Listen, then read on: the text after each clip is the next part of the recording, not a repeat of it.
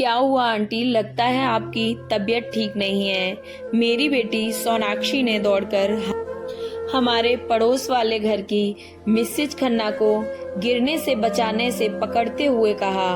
वे अस्वस्थ सी लग रही थीं और शायद सिर चकराने के कारण वे असंतुलित होकर गिरने वाली थीं। मिसेज खन्ना कुछ बोलती इससे पहले ही बेटी ने कहा, आंटी आपको तो बहुत तेज बुखार है।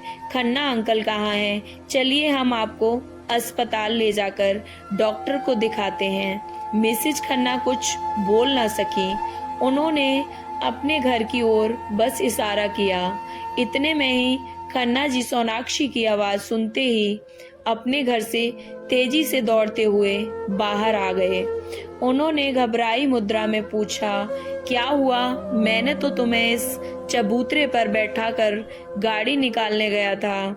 सोनाक्षी बोली, अंकल आंटी जी को काफी तेज बुखार है, इसी वजह से शायद इन्हें चक्कर आ गया और ये गिरने ही वाली थी कि मैंने इन्हें पकड़ लिया। इन्हें तुरंत डॉक्टर को दिखाना चाहिए। मैं पापा जी को बुलाती हूँ। हम सभी डॉक्टर के पास चलते हैं। सोनाक्षी ने आवाज देकर मुझे बुलाया।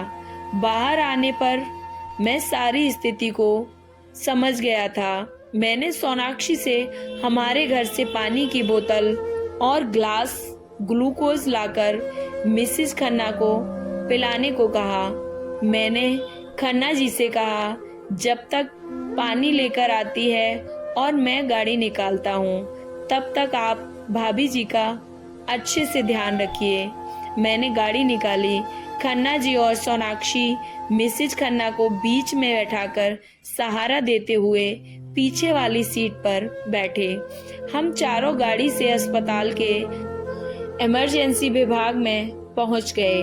डॉक्टर ने मिसेज खन्ना को चेकअप किया और उन्हें स्वास्थ्य संबंधी कब से क्या समस्या है इसकी पूरी जानकारी दी। इसके पश्चात उनके उपचार में उनको कुछ इंजेक्शन देकर इंट्रावेशन ग्लूकोज देने के लिए बोतल चढ़ाने की प्रक्रिया भी शुरू कर दी गई थी।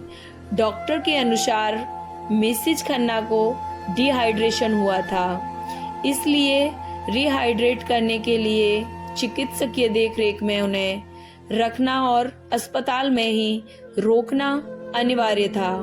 डॉक्टर के अनुसार उन्हें और पहले ही आ जाना चाहिए था।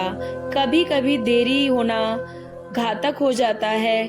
डॉक्टर ने उन्हें आपातकालीन विभाग में वार्ड में भेजने के लिए कहा, साथ ही आवश्यक दवाइयां लेकर आने को कहा। मैंने खन्ना जी और सोनाक्षी को उनके साथ वार्ड में चलने को कहा और स्वयं दवाइयां लेने के लिए मेडिकल स्टोर चला गया।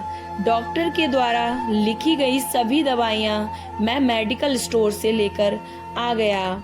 सोनाक्षी मिसेज खन्ना के बेड के पास स्टूल पर ही बैठ गई। स्टाफ नर्स ने इशारे से मरीज के पास सिर्फ एक व्यक्ति को ही छोड़कर बाकी लोगों को बाहर जाकर बैठने को कहा, ताकि वार्ड में भीड़ भाड़ न हो।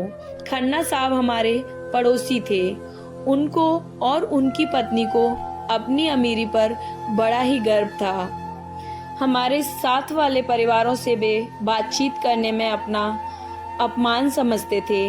बातचीत और व्यवहार से प्राय वे लोग यही प्रदर्शित करते थे कि उनके पास सब कुछ है और उन्हें कभी भी किसी की भी मदद की आवश्यकता नहीं पड़ेगी। वे पैसा फेंको और तमाशा देखो वाले सिद्धांत को मानने वाले व्यक्ति थे। मिसेज खन्ना भी गली में अपनी चर्चा के दौरान कहती थी कि इस गली में हमारे पतिदेव की सैलरी के बराबर किसी की भी सैलरी नहीं है। गांव में भी हमारे पास जितनी प्रॉपर्टी है उतनी प्रॉपर्टी हमारी इस गली में तो क्या पूरे मोहल्ले में भी किसी के पास नहीं होगी। उनके अनुसार उनके स्टैंडर्ड के हिसाब से यह गली है, ना कि वे बताती कि हम तो बड़ी गाड़ी लेने को हैं, लेकिन यहाँ गलियां इतनी पतली हैं कि गाड़ी इन गलियों में कैसे निकलेगी, इसलिए ले ही नहीं रहे हैं। वे तो जब बोलना शुरू करती तो ऐसा लगता कि उन्हें बोलना ही है, बस बोलते ही रहना है। बोलते समय ज्यादा सोच विचार में भी अपना वक्त बर्बाद नहीं करती थी। अपनी अमीरी का यशगान करने में शायद उन्हें बड़ी ही आत्मिक सुख की अनुभूति होती थी। एक बार वो अपने शाही खर्चे का बखान करते हुए बता रही थी कि हमारा बेटा 1 महीने में 3,000 रुपए से ज्यादा के कोल्ड ड्रिंक पी लेता है।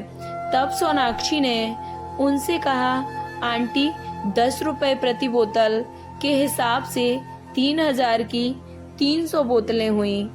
1 महीने में 30 दिन होते हैं, इस हिसाब से एक दिन में 10 बोतलें उसके हिसाब में आती हैं। आपका बेटा एक दिन में ये 10 बोतलें कैसे पीता है?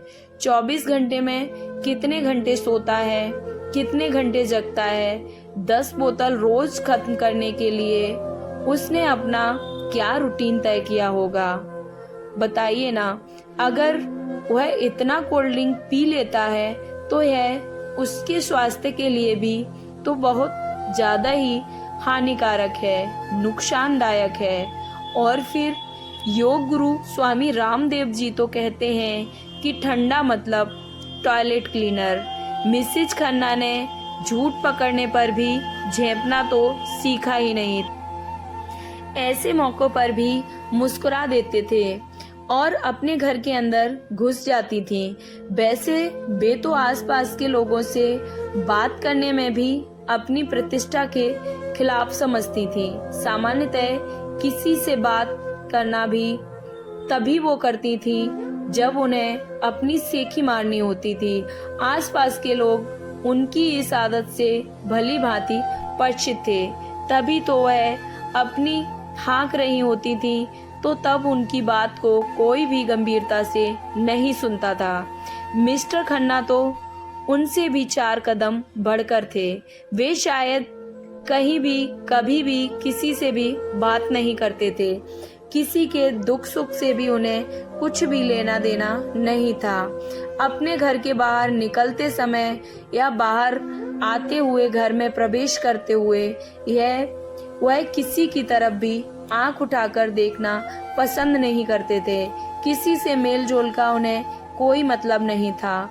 खन्ना दंपत्ति का शायद यही विचार था कि उनके पास बहुत सारा पैसा है। आज के समय में पैसे की मदद से कुछ भी किया जा सकता है। अगर आपके पास पैसा है, उसका आप दुनिया से कोई भी सेवा प्राप्त कर सकते हैं। सीधा सा सिद्धांत था उनका कि पैसा फेंको और तमाशा देखो। शायद इसलिए ही वो किसी से भी कोई भी संबंध नहीं रखना चाहते थे। उनका ऐसा मानना था कि लोग अमीरों से संबंध अपने लाभ के लिए ही बनाते हैं। हर किसी को अपने संबंध अपने समान स्तर वाले लोगों से ही बनाने चाहिए। उनके पास पैसा चाहे जितना हो, लेकिन वो रिक्शे वाले से लेकर सब्जी वाले, फल वाले या अन्य जिस किसी से सेवा लेते थे, उससे 2-4 रुपए के लिए भी लंबी बहस पर उतर आते थे। इस बार बहस में वह अपनी अमीरी बढ़ चढ़कर वर्णन करके पूरे मोहल्ले को जानकारी करवा देते थे। बहस करते करते वे गाली गलौज और झगड़े पर भी उतर आते थे और इस क्रम में एक नहीं बल्कि अनेक बार उनकी पिटाई भी हो चुकी थी। मोहल्ले का कोई भी आदमी उनके इस झगड़े के बीच में कोई भी समझौते की बात या उनका पक्ष लेने की जहमत भी नहीं उठाता था, क्योंकि उनके इस व्यवहार से सभी लोग भली भांति परिचित हो चुके थे। अपने बच्चों के साथ भी उनकी मधुर संबंध नहीं थे। बेटी शादी के बाद दूसरे शहर अपने ससुराल चली गई और उनका इकलौता बेटा शहर में ही कहीं दूर किराए पर रहता था। बच्चे केवल त्योहार आदि पर ही आते थे। शायद उन्हें अकेले रहने में ही ज़्यादा शांति और संतुष्टि का अनुभव होता था। पहले जब बच्चे साथ रहते थे तो उन्हें बच्चों को डांटना, फटकारने की उनकी आवाज़ अक्सर सुनाई देती रहती थी। बच्चों के जाने के बाद उनके घर पर काम करने के लिए जो बाई आती थी, उसके काम में भी मीन मेख निकालना उनकी आदत थी। अक्सर वे उसे डांटने के बहाने ही अपनी अमीरी का यशगान करके संतुष्टि का अनुभव करते थे, क्योंकि लोगों से उनकी बातचीत ना के बराबर ही होती थी और आसपास के लोगों को उन्हें अपनी यशगान करने का सामान्यतः अवसर ही प्राप्त नहीं होता था। इमरजेंसी के बाहर बैठे मेरे साथ खन्ना साहब आज बहुत ही गमगीन और उदास लग रहे थे। शायद उनको आत्मग्लानि का अनुभव हो रहा था। उनके चेहरे की भावना से स्पष्ट था कि बेहद परेशान है वो आज। उनके कंधे पर मैंने ज्यों ही हाथ रखा तो वे फपक कर रो पड़े। मैंने उन्हें धैर्य बंधाते हुए कहा, खन्ना साहब, आप बिल्कुल चिंता ना करें, हम सब तन मन धन सहित आपके साथ हैं। आपको किसी भी प्रकार की चिंता करने की आवश्यकता नहीं है और भाभी जी जल्दी ठीक हो जाएंगी।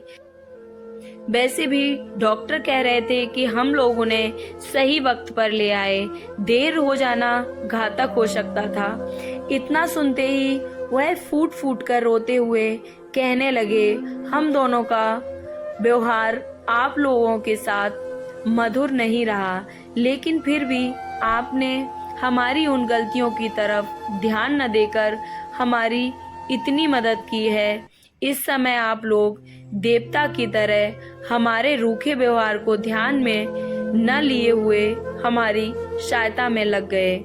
हम आपके आजीवन शुक्रगुजार रहेंगे। मैंने सांत्वना देते हुए उनसे कहा, आप नाहक ही अपराध बोध किए बैठे हैं। हम लोग तो ऐसा कभी नहीं सोचते। आजकल सभी का समय बहुत ही कीमती है। हर आदमी अपने काम में व्यस्त है। आखिर हम एक दूसरे के पड़ोसी हैं। हमारा आपका निकट का संबंध है। हमारे पड़ोसी हम एक दूसरे के सुख दुख के जितना जल्दी भागीदारी निभा सकते हैं, इतना जल्दी कोई दूसरा नहीं निभा सकता। हमारा या आपका कोई निकट संबंधी जब तक जानेगा तभी तो आ पाएगा, और तब जानने के बाद भी उसे हमारे पास आने में कितना समय लगेगा, यह तो परिस्थितियों पर ही निर्भर होता है। आज हमारी समझ में आ चुका है कि आदमी का काम आदमी से ही चलता है। अगर इस समय आप लोगों ने मेरी मदद नहीं की होती तो मैं अकेले इसे कैसे लाता, और अगर देर हो जाती तो न जाने क्या हो जाता। इंसान की जान अमूल्य होती है, इसकी पैसे से तुलना नहीं की जा सकती। मानवीय मूल्यों को कभी भी पैसे से तुलना नहीं की जा सकती।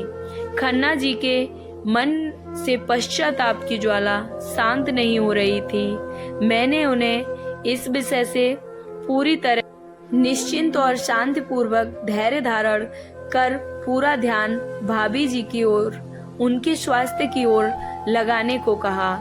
जब मैंने उनसे यह जानने की कोशिश की कि इतनी गंभीर समस्या अचानक तो नहीं आ सकती, तबीयत तो कई दिनों से खराब रही होगी, तब उन्होंने बताया कि पिछले एक हफ्ते से इसने काम वाली बाई को डांट कर भगा दिया था। तबीयत भी खराब होने के बावजूद यह घर के काम करती रही। मेरे पास भी इसे डॉक्टर को दिखाने का समय नहीं था। आजकल बेटे से बातचीत बंद है, इसलिए उसे भी खबर नहीं थी कि पिछले 3-4 दिन से लूज मोशन आ रहा था। कल सुबह से तो हल्का और बाद में बुखार भी तेज हो गया था। शाम को भी तबीयत खराब लग रही थी, पर बहुत ज़्यादा नहीं।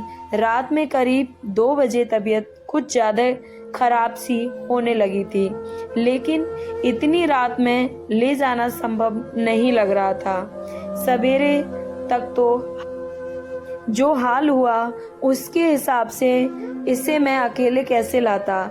सोनाक्षी ने जिस समय इसे पकड़ा उस समय की हालत तो देखकर मेरे तो हाथ पांव ही फूल गए थे।